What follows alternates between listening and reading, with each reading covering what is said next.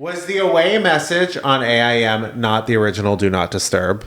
Oh, absolutely. And it was the original, creativity. The amount of, what you could do with brackets and asterisks and and capital letter to not capital letter to capital letter to not capital letter, stars, squiggles. And, just so many different lines. You were making a statement. Of course. It was your whole personality. And, you needed to set the right tone. Yeah. And I think every millennial would agree with me that if you were to hear that door open, sound effect, you immediately hear and feel an endorphin rush. You're like, is that my crush?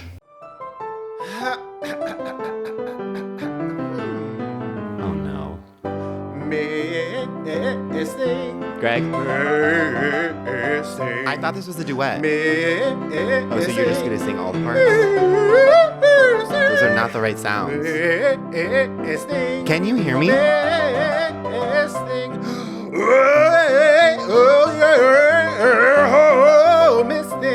Bonk.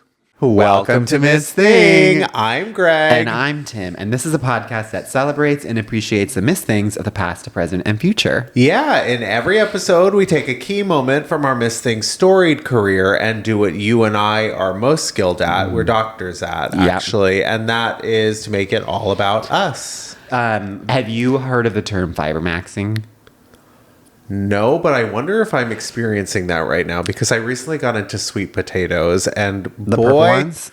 Oh, the purple ones are so good, but no, I'm eating the regular oranges. Yeah. I'm roasting them. I'm eating them with chicken. I'm eating them with the meal prep. Yeah. And they are delicious. It's the only thing that's ever filled me up once in my life. I've never been full ever before. But if I eat a part of a sweet potato with lunch, it's my fiber maxing. Yeah. But I have found myself Googling. I will constantly go back to Google on my phone and I will usually find in the search engine sweet potato farts. Oh, because there is something. Yeah, there is something awry. Well, I think, and that is something that you need to get checked out because I process those. There's nothing wrong with my digestive system when I eat a sweet potato. The Jennifers just did not know what they were getting into they didn't. With this episode. But today. But fiber maxing is just. It's exactly how it sounds, which is just like people who have digestive issues are trying to up their fiber so that they can be more regular. Sure. And then it would supposedly make everything, come out smoothly and at a more regular rate. And so you just if you normally have 20 grams of fiber, you shoot for 40, but slowly, just overnight do it. And people are now obsessed with it. Dear friend of the pod, Claude, says it's changed his life. Okay. I have not seen any discernible differences other than him talking about it a lot. I think the main side effect of fiber maxing is you can't stop talking about being a fiber maxer. It's the new vegan, if anything. No, I totally understand. Yeah, I guess people have to have something. And, everyone needs to be on some sort of diet. Yeah. I think, what we're dealing with there is that people who have never had sort of a bean or anything in their life. So they need to introduce some fiber into their diet. And I think that's a positive sign. It's a step in the right direction, certainly. And I would like to be doing fiber minusing, if anything, because I sort of think I don't need help in that department. If anything, to what we were just saying, I sometimes think, let's get it under control. I mean, I am under control, but I don't need to go more. Well, yeah, that's the thing. I've always had heavy fiber in my diet. And I was really nervous where you're going. And things do get really heavy in there, So, you need to make sure that you keep it moving, you keep it light, you keep it tight, but you also need to keep it moving. And there is such thing as too much fiber. So those fiber maxers, they really need to watch themselves. I recently have gotten into a place I never thought that I would ever be. Oh, no. And that's Facebook Marketplace. What's your experience with Facebook Marketplace? That's where you go if you're I want new chairs or something, but that are nice but used or whatever. I feel like I have friends who every time I compliment them, they're like, Facebook Marketplace.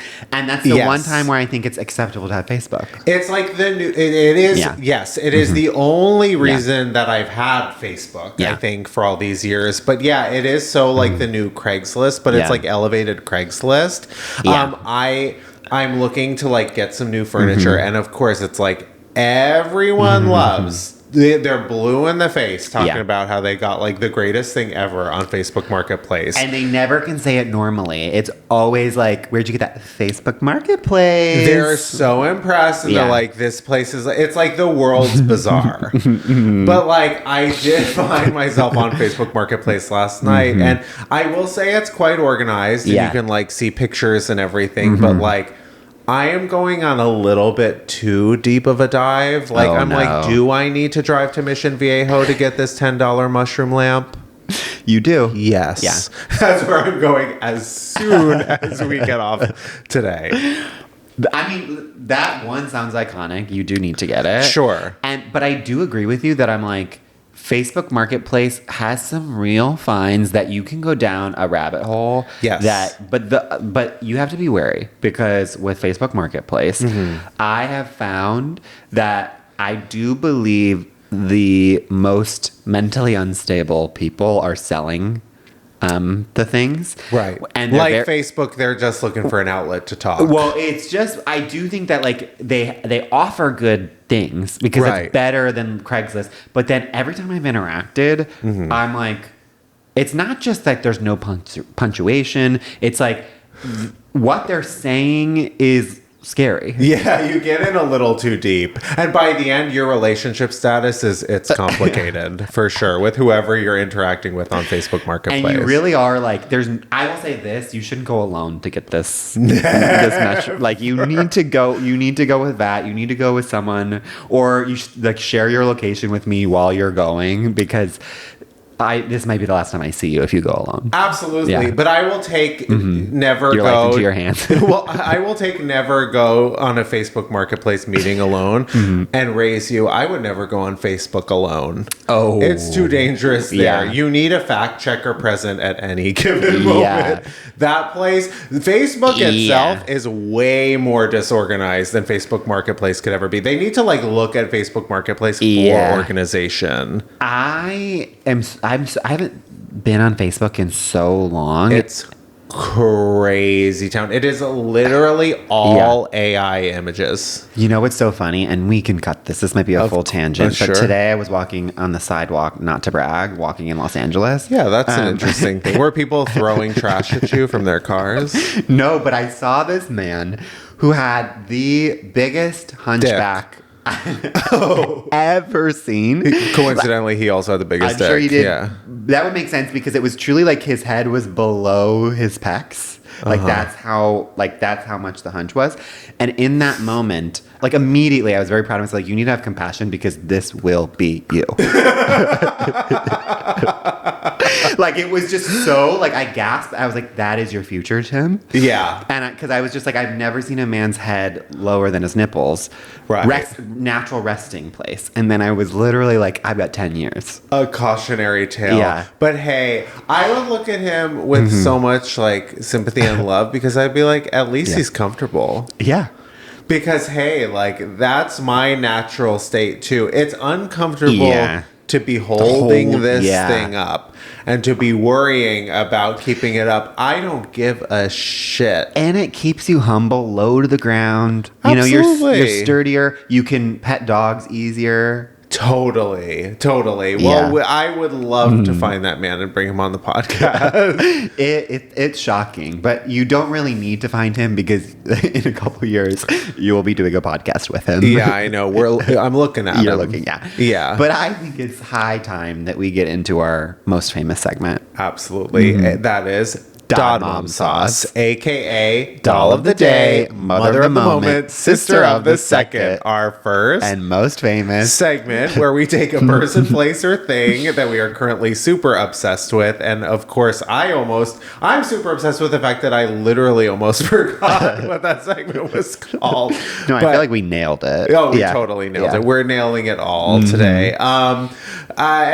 Tim, would you like to go first? Well, sure, because I haven't talked about it on the pod, and it's going to be my whole personality soon, but I will just announce I am going on a big trip. I'm going to Africa. I am so excited. Yeah. He's going to fit right in, folks. I'm going to. The funny thing is they're putting me on medication for the malaria that is supposed to make me burn very easily. And I'm like, I'm going to come back with 3rd-degree burns. But okay, that's a weird way of saying you're going on Ozempic. Like, let's just... Wait, does Ozempic make you burn? I'm just kidding. No, I'm actually curious. Ozempic is apparently a miracle drug. That helps so much more than just weight loss. Well, but I also feel like, don't they always say, like, it's still too new? We don't know what's going to happen to those people in, like, 5 to 10 years. I think straight up, everyone's like, Ozempic is actually, like, the miracle drug. Okay, but this is the dumbest question I could ask. Do you have to it's like you shoot yourself? It's injectable, yeah. Yeah. Oh no. I know a lot of people out in these streets, and I'm like, how are you doing that? I don't know how they have the will. I don't know how they have the strength. Yeah. I'm actually shocked and impressed by the fortitude of some of the people I know on Ozempic. Literally injecting yourself every day. I mean, many people, diabetic people do it, people who are doing IVF, but still, I'm like, wow, everyone is stronger than me, basically. But hey, if it curbs those cravings, hey, put it wherever you need. Stick it right wherever you need. Well, okay. So because of this trip that I'm going on, I went to REI because I'm getting a lot of Ariana Grande. Ariana Grande. It is, and where I'm talking about how Walmart's my mother's favorites are. Whoa! You filming REI? I would love to because I am out here. It is my favorite store on earth. It's the greatest. Love REI. I love the people. I love when you check out, they give you a box. Everything is about recycling. Everything is like, all the people are so friendly. Yes. And specifically my Dod Mom Sauce, which is every woman I've ever met at an REI is someone I want to be friends with for the rest of my life. I want them to be the last image I see as I close my eyes. They are so the right amount of friendly, which is like you're looking for something, they come up, not too pushy, very like drive by. They ask if you need help, but they're also seeing it's like if they can see that you don't want to be bothered, they will let you be. But if they can tell you do need some help, they are there to swoop in the most personable, friendly way, and every woman there is the fucking coolest hair. Oh yeah, like what I believe hairstylists are going for, because we all know that hairstylists have the worst hair. Always. But these women have the coolest hair. I want to be best friends with them. Coolest tattoos. Cool. They managed to pull off vests. Sure. Well, they're outdoorsy, and they've experienced the elements. So, like being inside an REI store where they're sort of surrounded by like the top tier equipment, they really know what they're doing. And that's the thing that's so impressive. It's like they know the most. I will be like, I want a backpack for this, and then they'll literally out of nowhere pull up 10, 15-pound weights, be like, why don't we put some weight in some of these backpacks and have you walk around the store so you can see. And then they're like literally fully Rose's mom in Titanic, like tightening the backpack in the way so that it would be the perfect fit on my back. Right. In such an effortless, like perfectly smooth thing. Like I can then go walk like this, but make sure, like telling me how to fix my hunchback. Right. They're being Rose's mom in Titanic, and then they turn around, they do Rose's turn from Gypsy. They can do it all. They really can. I am obsessed with these women. The opposite is the men at REI. because this is the men who work at REI are just there to get the deal so that they can be out in nature and be left alone. Yeah, REI is such an interesting place because the women have like the right amount of masculinity, whereas like the men, it's like it's overload. And it's also they're the biggest fucking geeks, and you're like, actually, I need you to stop talking. I need you to stop talking. I don't care. I don't care about the dehydrated food. Yes. Like, I'm not going to space. Yeah. Like, I'll figure out the food. I'm not that concerned about that. I just need to like try on the hiking boots, and I need you to like get me on that like triangle thing kind of that's kind of like terrain a little bit where you're kind of like scuffing.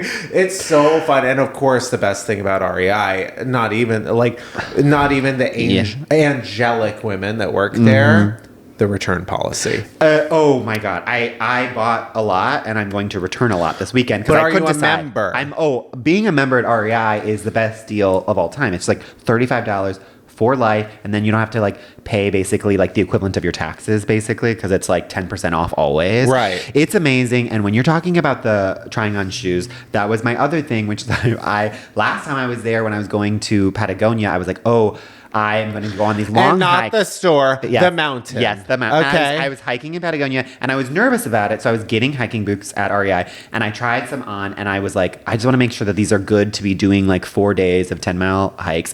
So I looked to the male associate, and I was like, hey, do you think that these would be good for Patagonia? It's your first mistake. At me, and he wasn't trying to be a dick. He looked at me straight in the face, and he said, I don't know, do they feel comfortable? And walked away. Well, he doesn't even know what Patagonia is. He thinks you're talking about the competitor, and he has nothing to do with that. No, it was almost like on the spectrum where it was very much like, of course, if it feels good, then they're fine. And I was like, no, I'm asking about like, you know what I mean? Like, I want to make sure they're quality and not they're going to like break apart mile 5 in like the terrain. Yeah. I also feel like all the men, the nerdy ones that work there are wearing like my glasses, but unironically, you know what I mean? Like not in the fashion sense, like they're wearing these, but like in a not good way. Yeah. It's like that's just that really like it puts me on edge. Because I'm like, I'm not you. Yeah. Oh, I'm a member here. I'm ashamed to admit this, but I spent 4 hours in there. Oh, that's an easy afternoon. I went at 4 and I left at 8, and I was literally like, where has the time gone? And you know where the time went? I had made 3 lifelong friendships. Love that. Yeah. Love that. With sales associates at REI. All female sales associates. Yeah, of course. Who we are a level of closeness that you and I will never be. Oh, of course. Well, they need to take you under their wing because they can't send a gay man into the wild without the right equipment. I mean, that was the thing. They really were protective of me because they were very much like, they saw how I wore a backpack and they were like, no, this is how you. I realized you. Did you know that when you are supposed to tighten a backpack, you're supposed to do like when you're almost like when you're a ski with poles, you're supposed to like straighten them out and go backwards to tighten the backpack. Tim, of course I didn't know that. It's life changing. And then I walked around being like, "This is why we have hunchbacks." I'm all instincts in the wild, okay, but I would know that. Being in the wild, I would know that. Anyways, REI women are the best people on earth. You can fight me, but I think it's time for Greg to get into his dad mom sauce. Sure. Well, I completely agree with you on REI. I would do that as my dad mom sauce, and I probably will in the future. Yeah. That being said, my current dad mom sauce is that specific feeling when your friends have been staying with you all weekend. You've had the most incredible weekend. You've done everything on the list. You've gone to every party. You've had a great time. But that specific moment where you say goodbye and close the door. And it's like, I love you so much. Yeah. I've had the time of my life. And now I have half a season of Selling Sunset to get to and $88 worth of Portos in the fridge. Wow, and I'm going to go sit on the couch and do that now in silence. That's heaven. It's like you're so full from spending time with these beautiful people. And then you're about to make yourself so full. Yeah. On those Portos. Exactly. Well, it's leftovers. It's like if doctors could bottle, like if a scientist could bottle that feeling up, they'd be a trillionaire. They'd be the world's 4th trillionaire behind Elon Musk, then me, then you. Them. Mm-hmm. Although I will say, it does have the worst hangover. I was about to say, the only issue with this, and for me, I would struggle with, listen, it's a character flaw, but I never want to host anyone, ever. And you are great at doing that. I will sort of lie to anyone and be like, oh, it's really not a good time. Because it's so, you have to be on for so long. And I'm sort of like, I can leave my apartment and come to you, but for you to be, as soon as you wake up, and then it's like, make sure they have breakfast. Oh, we should go to lunch. It's so much. You are an angel saint on earth for doing, even though it's fun, it's like your friends, and it's like exciting. It's so much mental load that, like, I also feel like by the time that they leave, what you're also experiencing, like utter exhaustion in that moment is exhaustion in a way that you're like so loopy, like it's like you're altitude sick. Where totally. You're sort of like, I'm so happy right now, but it's also because you're not, on the normal plane. Of course. I was fully, as always, I was fully Tinashe 2 on all weekend. I feel like also this was the last weekend of good weather in Los Angeles that we're going to have for the next few months. The rain is coming, thank God. I hope it stays and rains for a few months straight up, and then we get all the snow that we need. I don't need to get into the weather on our podcast. I don't want it to rain for 3 months. Well, you're going to be in Africa for 7. I would love it for it to rain in Africa, but well, with that, I think it's time for a break. Yeah.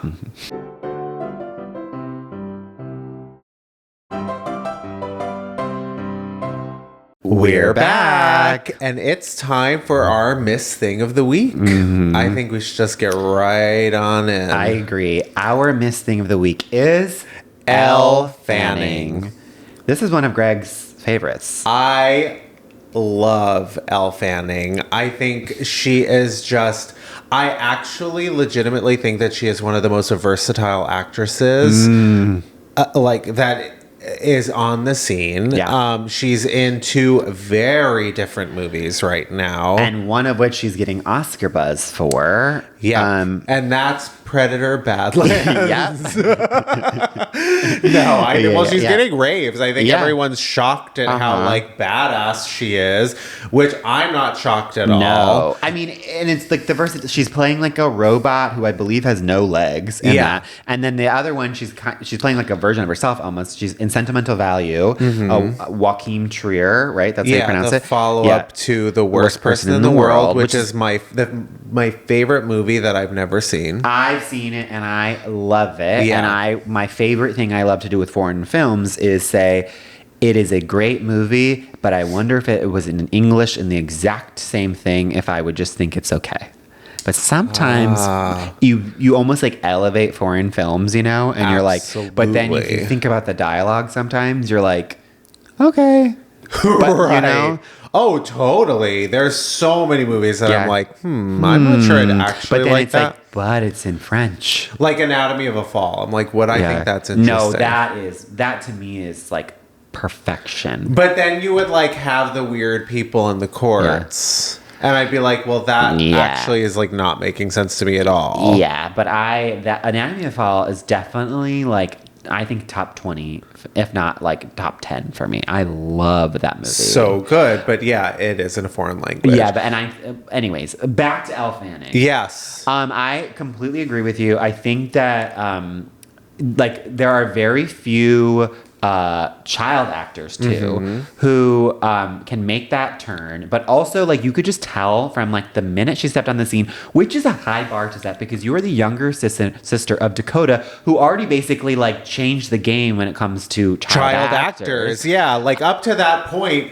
Dakota Fanning was the best child actor. It's funny because again, there's no shade towards Dakota, but to have to kind of be always compared to your sister. Right. And then not only that, but then kind of just like take the ball and run with it in a way that is so impressive that I think everyone takes for granted, in a way that now I think everyone, when you think of a Fanning, you think of Elle first. And that just because she's literally kind of a workhorse, like she's in everything. Well, it's so interesting if you think of like the Dakota of the Fanning sisters as like a duo almost. It's like almost like they come like together as a package weirdly, kind of like Mary-Kate and Ashley, but it was like Dakota was like the child star, and then I feel like Elle came in and like ushered them into adulthood.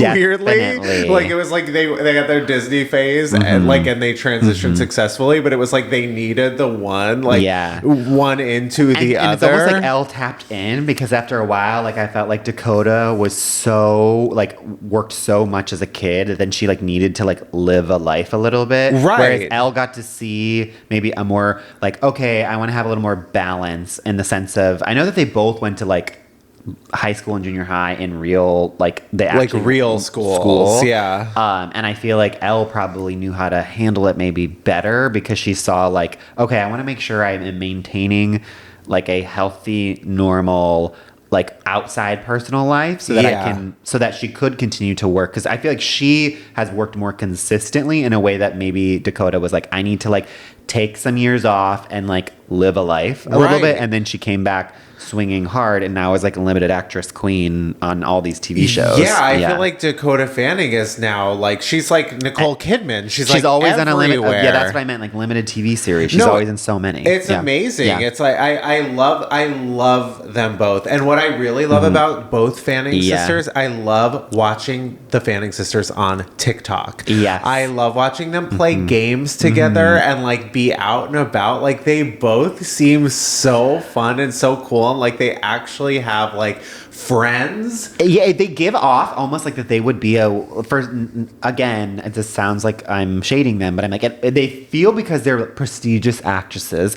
that they would maybe be boring or like straight edge. No. And then they'll be like posting videos like on a stripper pole, like drunk as a skunk, like laughing and like so hard and like being like, now you get up, like now you do it. Like they seem so fun. I love that. I feel like they have normal parents. Like absolutely. Somehow those parents are like, oh damn, like our kids like really, they're actually like meant to be Hollywood superstars. So like let's like sort of let them do that, but also like be normal and go to school and like not be drug addicts. I know. I'm wondering if they just like moved here for Dakota, or if they always lived in LA. They must have. No, I think they grew up. I was looking at. I think Elle was born in Georgia, so I think maybe they were in Georgia prior to that, and then like maybe Dakota got. I don't know. I really don't know. But either way, I just like.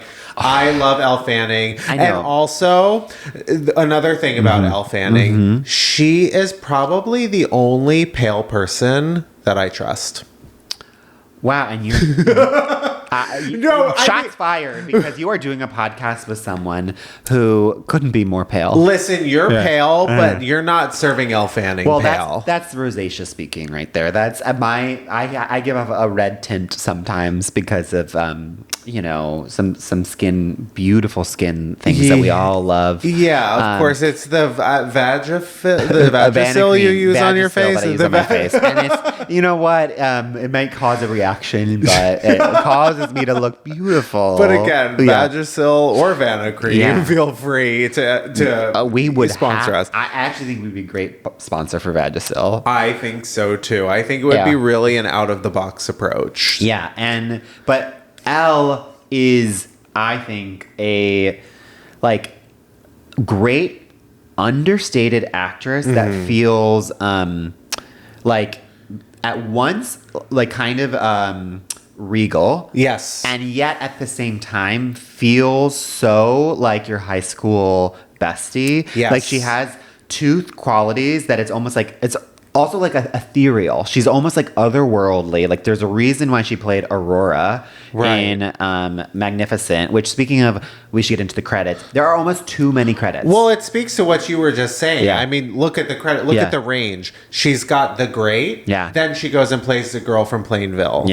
It's like she can do old, she can do new, like, and she's high status, low status. Yeah. Like, and then of course there's my favorite, Neon Demon. I've never seen, but I need to see. Yeah. Well, the real Jennifer, they everyone knows that my favorite movie, or one of my favorite movies, is Drive, which it's like a kind of a dark movie, but I love it so much, and I feel like the director hasn't quite nailed Drive in any of his future endeavors, and I think the closest he's come is Neon Demon, which is about a girl who comes from seemingly the middle of nowhere. She plops down into LA and she becomes like the center of everyone's attention. Oh. And then there's kind of like this vampiric aspect where like all the other girls are kind of like trying to like get at her. Yeah. They're like trying to be surrounded by her, but they're trying to get at her. Yeah. It's very dark. It's quite violent. It's quite shocking. It's a little avant-garde, but Elle is fantastic.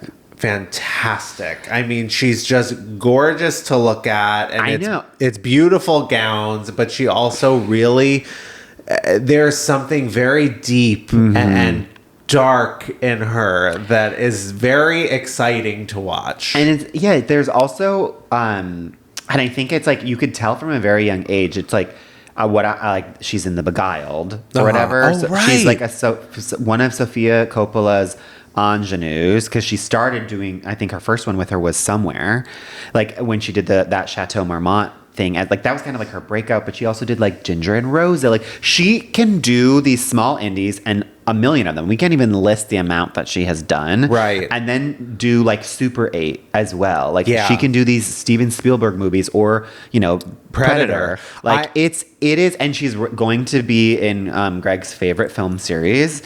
She'll be The Hunger Games as Effie, which is perfect casting. I am so excited to see. Elle's always been in her bag. She's always been in her acting bag, but like she's been prestige for a really long time, and I'm just really excited to see her go like really mainstream in cool projects. Like for her to be the lead of a Predator movie. Yeah. Who would have guessed? But that's really smart on the studio's behalf to know that they could trust her to pull this off. And I'm just really excited to see what's next. I think that Elle is definitely going to be at least nominated, if not get an Oscar within the next 10 years. And let's both get our Oscars as we tell our stories. Oh, absolutely. You know? It's time. We've been going on and on about Elle. And honestly, I think she's going to be a future Miss Thing again. Yeah, and Dakota, too. And maybe we'll do a crossover episode. Maybe we'll do a joint Fanning. The sisters. Well, Fanning. They do have that. They're going to finally do a movie together, The Nightingale. And so we'll do it for then. Stay tuned. Yeah. She's going to be in Margot's Got Money Troubles with Nicole Kidman on Apple. And they love each other. And they're apparently doing another thing together. That makes sense. Yeah. I will. Wow. But Elle is the heir to Nicole. I agree. But again, a more trustworthy version. Because she's the only pale person I trust. Let's make Elle all about us. Greg, would you like to go first? Sure. So when I think of Elle, again, I'm a huge Elle fan, and I'm like, well, where do I even begin? You know, it's like, what do I have sentimental value over even? Actually, what is the weirdest thing that you like collect and have sentimental value over? Ooh. For me, it's DVDs and CDs. Okay. I mean, obviously, I don't have them anymore, but like when I was a kid, it's like if there was even a scratch, if there was the tiniest scratch on the case, I was like, I gotta throw out this whole thing. Like, it didn't matter. Obviously, I'm a huge proponent of physical media. Of course. The digitalization of media, I mean, it's gonna be forgotten to history. You know what? That's my answer, which I do believe my mom has gotten rid of, and I think she did it without telling me, which was smart, because I would have fallen to the ground in sobs, which is I used to manically tape every episode of Buffy on VHS, and then in perfect handwriting I've never tried to do as well since then, I would write the episode title and like a little description and do like episode 204.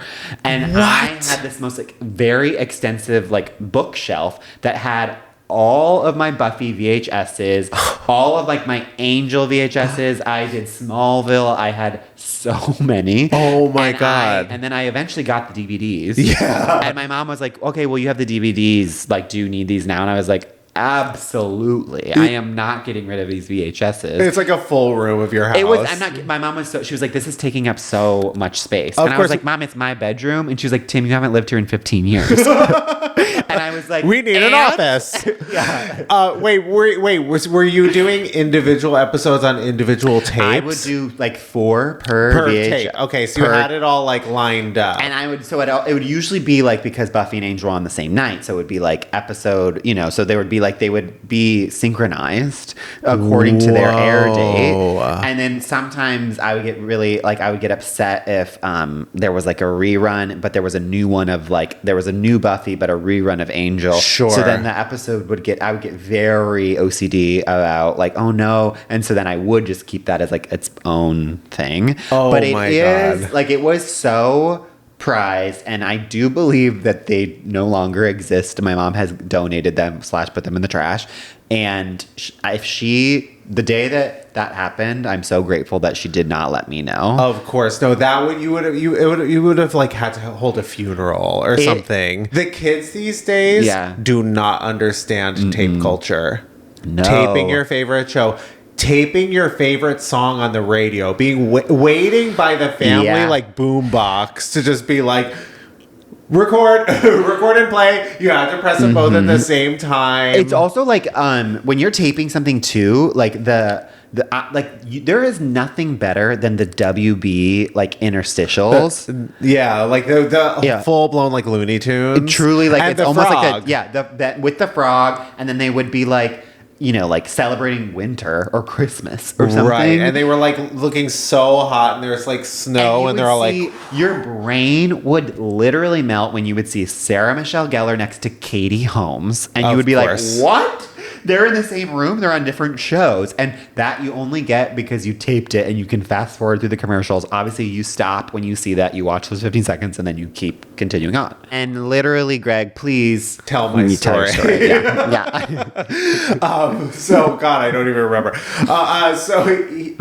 So not even that. Yeah. When I think of Elle, I think of the recent television series, The Girl from Plainville. Which I name dropped earlier. Yeah. And that reminds me of back when I was in high school. Because for the Jennifers that don't know, The Girl from Plainville is based on a true story about that girl.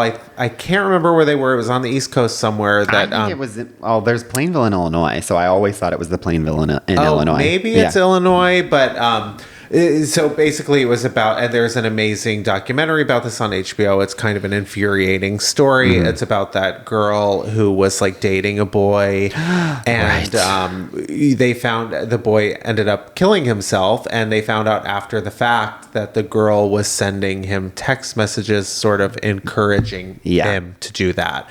And that's what this show is about, and she plays the girl. But that, of course, brought me to the days. Where is he going? Of AOL Instant Messenger. Yes. My elementary school days.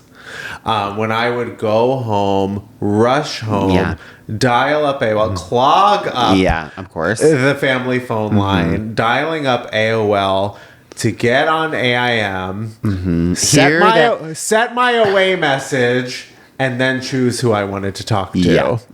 Which, by the way, was the away message on AIM not the original Do Not Disturb?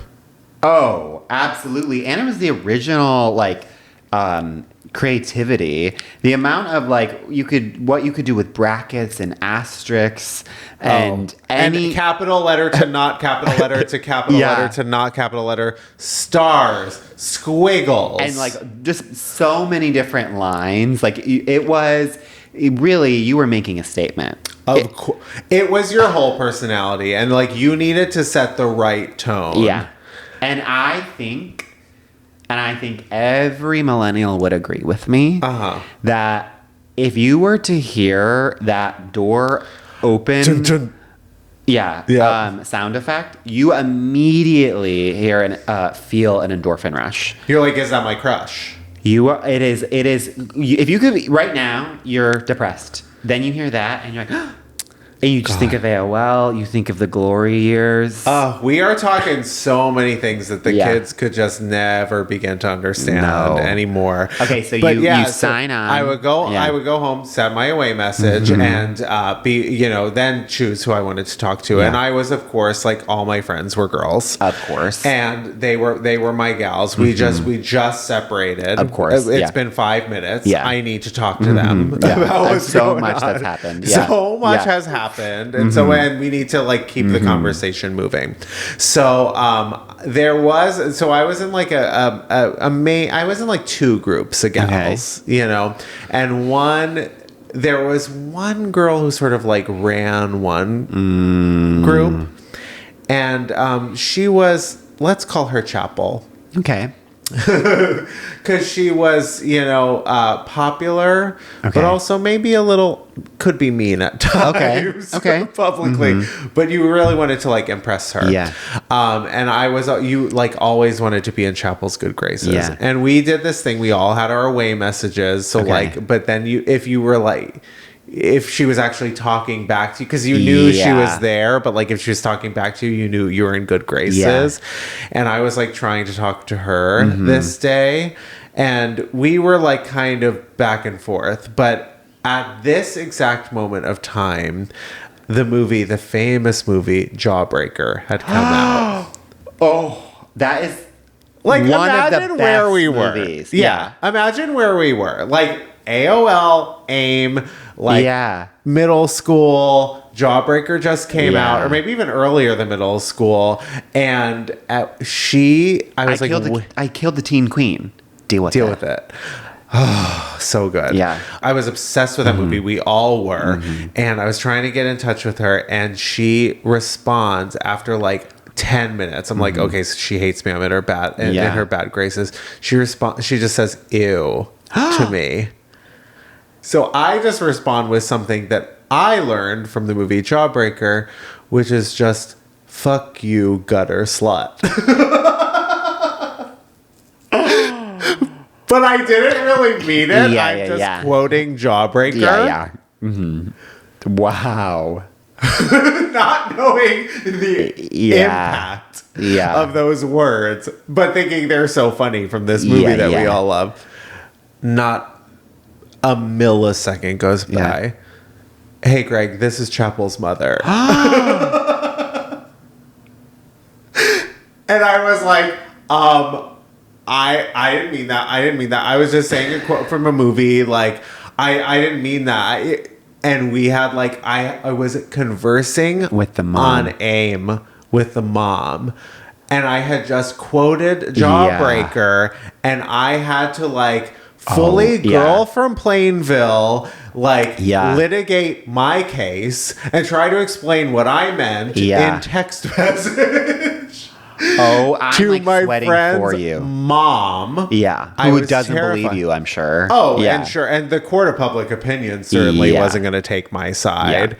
Yeah. Eventually, things worked out. And was she doing you facetiously, or was she, you don't know? I don't know. Yeah. The rest of that conversation was sort of like, my mom saw that. Yeah. So like when eventually the mom went away, I can't trust anything. I can't trust anything on the internet. The mom's always there. But what I learned that day was a very valuable lesson, and that's never put your favorite movie quotes in writing. That is something like I would wake up still to this day in a cold sweat thinking about that moment. It's so crazy. Yeah. I have not thought about that until like Girl from Plainville showed up in my head. Anyways, Tim, how do you make Elle Fanning all about you? Well, I make Elle about me. I think a lot of people forget about this movie. It's one of the all-time greats. Daddy Daycare. I never forget. It's like Kindergarten Cop, but modern. Exactly. We need a newer version. We do. And this time, Elle is the parent to her child. Yeah. But so Elle makes me think of daddy daycare. And that makes me think of when I was famously in daycare. And one time I was going down for my nap, as you do. We're going way back. We're going back. And as I was going down for my nap, I had found on the floor right before I went into my like little bed, a nickel. And I thought, obviously I'm 5 cents richer. Like I wonder what I could do with all this money. Yeah, of course. And so then I had it. I was supposed to be sleeping. And so for 10 minutes, I was just sort of like rubbing it, just like holding it up. So excited. I had this nickel. My whole life was changed. Yeah, this is like what Elle must make for movies. Exactly. You know, like. And so then I was like, I can't wait to like to spend all what I could spend with this money. Yeah, and don't spend it all in one place, famously. And so then like 3 minutes later, my caretaker comes to like do a check. This, by the way, was back when 5 cents could buy you a house. Absolutely. In America. Yeah. In a big city in America. You wouldn't have, the damage I would have done with that nickel. But something happened, which is a couple minutes later, the caretaker comes to make sure that we are all actually sleeping. The caretaker for whatever reason, that sounds very funereal. I know, but I was like, it's not a babysitter because it was like Undertaker came. The Undertaker came. And which, again, is a little prescient for where this story is going. Sure. So she's coming down the stairs. I have about a couple seconds. And in my brain, I think I have to hide this nickel or she will take it. Right. So, but you didn't have a piggy bank. I didn't have a piggy bank. I didn't have pockets in what I was wearing. She could check the bed. Right. There was only one option that she wouldn't find, where she wouldn't find it. So I put it in my mouth because surely she wouldn't find it there. I put it in my mouth. I waited for her to do her bed checks across all the kids who were sleeping. Yeah, you were absorbing the taste. Yeah, all that metal. And as she goes up the stairs, I swallow in relief. Wow, I am saved. And so, and then I swallow it, and I'm like, oh no, that's not good. Yeah. And so then I kind of freak out for a second, and then I'm like, wait, I'm still breathing, like I'm fine. I'm like, I think I'm okay. And so I'm like, I guess I should go to sleep. But then at like the last second, I turn to, and I'm gonna name her on the pod, Kristen Morello. And I say to Kristen, we all know Kristen Morello. And I turn to Kristen and I say, hey, I just swallowed a nickel. You think I'm fine? And she looked at me. I'll never forget it. And she was like, no. Shot up, grabbed me by the wrist, like in a way that like scared me, in a way that I was like, I thought she was gonna be like, you're fine, whatever. Took me to Nancy, my Undertaker. And she was like, he just swallowed a nickel. And I'm like, I'm fine, like I can breathe. Immediately called my parents. They ended up taking me to the hospital. And where I was then like quickly told basically that the nickel was vertical in my esophagus and it was slowly turning to be horizontal where it would cut off airway to my, the rest of your body. And so I only had like it was very slow, but I only had like an hour left basically before I would start to choke and die. Somehow my whole family was there, and then I had to go get surgery. And so we're waiting for the surgery. There was an older man who was like having a heart attack who took precedent. So we were waiting for him to get out. So then but then I started to cry because a lot was going on. Right. And so they were like, whoa, this kid is crying and kind of causing a scene. So they then take my family and they're like, let's just put them in this room while he's crying. And then we're there. My parents call me down. My sister's just, doesn't care at all that this is happening. She just cares that she got a bag of Doritos. Oh, that's good. So that's what she's doing in that moment. Not trying to calm me down at all. My parents call me down, and then once I'm calm, they're like, okay, like we can let the nurse know, like they can come get us now. Realize that we are locked from the inside, and they forgot they accidentally had put us in one of those like psych rooms where it's like soundproof, a padded cell basically, where we were banging, but no one could find us, and no one could hear you scream. You can't. When you swallow nickel, no one can hear you scream. Sure. And so we were there for, I mean, I'm sure it was actually only 20 minutes, but when you are slowly losing air. And your timing is, we know how that's an unreliable narrator. Well, I was losing, the oxygen wasn't fully getting there. And so we're freaking out. And then at that point, like my parents start freaking out too. We're all like, what is going to happen here? We're going to die. Are we also going to miss the appointment? Like the nurse too, that was like, didn't really seem like she knew where she had dropped us. Like she was very much like, you guys go in here. So much was going on. So we're like, no one's going to find us. Right. And then eventually they found us. Yeah. And as I was going to the surgery, my sister very sweetly was like, I was like literally being wheeled off. Decided to be, a very caring and sweet sister. And she looked at me and she goes, wait, Tim. It's like, do you want a Dorito chip? Sort of push everything down. Yeah. To which, if I would have taken that chip, I would have most likely, actually choked. Yeah, to death. total. So it was just sort of the classic sibling moment. Yeah. I was about to be saved. And instead my sister was like, no, let me make sure. Let me sure I become the Undertaker. I'm envisioning the two of you being removed, taken out of that padded cell. Yeah. Like you're Jessica Lange in American Horror. In American Horror Story, where she's like, and Sarah Paulson's kind of like patting her on the back. I haven't seen it, but I do believe that if Sarah Paulson is secretly trying to kill Jessica Lange, I feel like Sarah Paulson is secretly trying to kill someone in everything. Which, like, I look back on it now, and I bet my sister was like, "Hey, why don't we go into this room?" Like, she was trying every way possible to make sure I didn't get into surgery. Right. And when we got out, she was like, "Oh no, I have to act quick. I have to clog them up myself."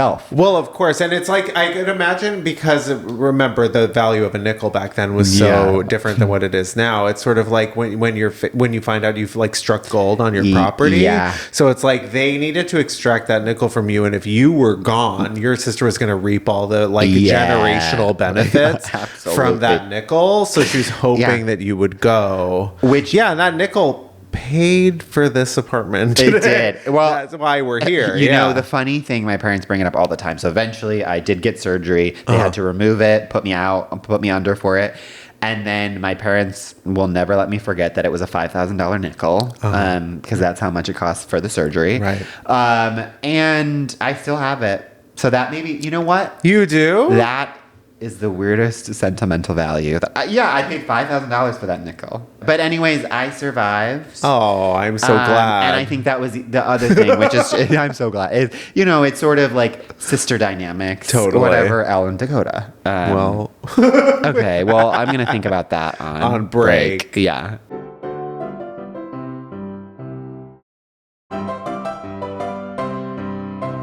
Welcome back. And it's time for Diva Down. Diva Down, of course, is our final segment where we take a person, place, or thing that could use a little bit of advice. And here we are going to give it to them. And our Diva Down this week is All's Fair.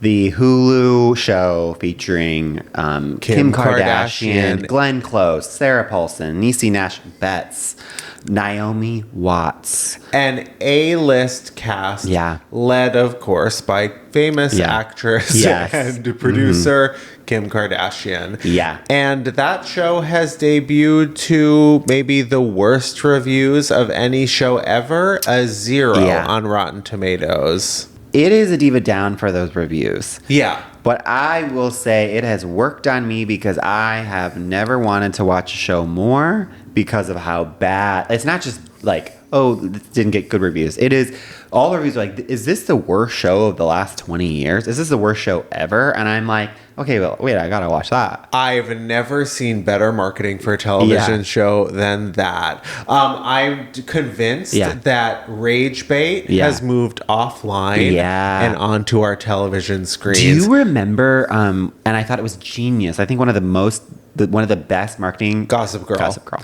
Yeah, your parents, like, absolutely revolting. Yeah. Yeah, no, it is. It's so that it's like they're doing that, but they're reinventing the form. Leave it to Kim Kardashian to just take on television in a way that only she could. It's scripted television, and then she has a sense of humor about it because she posted like a summary of like all the terrible things and said like, have you seen like the worst show of all time? So funny. That's iconic. And it's done better than any show. It's been like the top rated show on Hulu in the last like 3 years. Watch the Kardashians. And so I'm sure she's just like, it's another Monday. Exactly. Yeah. And meanwhile, I'm seeing footage from the show. Like there's one scene where Sarah Paulson is like going around calling everyone like by like a cruel nickname that she made up for them. And then she just turns to Glenn Close and goes, George Washington. And Glenn Close goes, it's hilarious. I was gonna say I've seen the clip where Niecy says to Kim like, Allura, pin your wig down because it's about to be blown back. And if that is not actually cinema, that is actually the reason why it has bad reviews is because that should be in the theaters. It's avant-garde. Yeah. It's a commedia dell'arte. It's very Marquis de Sade. It's cinema verite. It's all of those literally things. My advice to cut right to it is keep doing what you're doing. I agree. I think, and if anything, because I think it's going to get another season because I think it's going to get an Emmy nomination and win. I'm sure. And I would say make it even worse. Yeah. I think it looks like you could, there's so many, I think add even more prestige actresses. Absolutely. Do a crossover with like The Morning Show. Get Marion Cotillard, Reese, Jennifer, all in there. Everyone, but keep the quality down. Totally. The looks up. Put all the effort into the looks. None into the dialogue. Totally. As long as it's outrageous. Actually, keep the effort up. But like to make it's showgirls level so bad it's good. I completely agree with you. My one question about Kim, is Chris still the manager?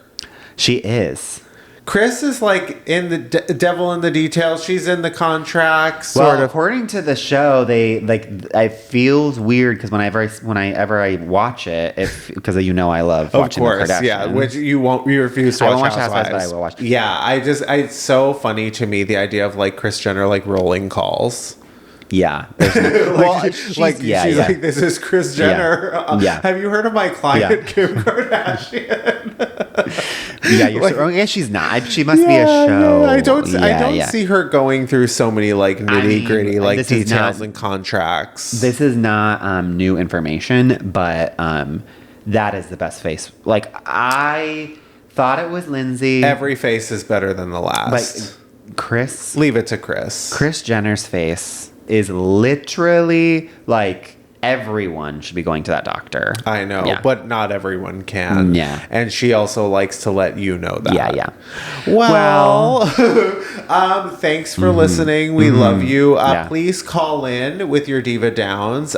We will get to those in the new year. We will give you some amazing advice for the down divas in your life. Try and get those divas back up because a rising diva lifts all divas. Exactly. And thank you for listening. Follow us on all the places. Follow us on YouTube. And Cynthia, we are about to see the movie. We cannot wait. The next time we record, we will have seen it. We will have seen it by the time this is released, actually. Yeah. So get ready for us to talk about it. Okay. All right. Bye. Miss Thing Podcast is created, executive produced, and hosted by Greg Trimmer and Tim Zientek. It's produced and edited by Benji Simons.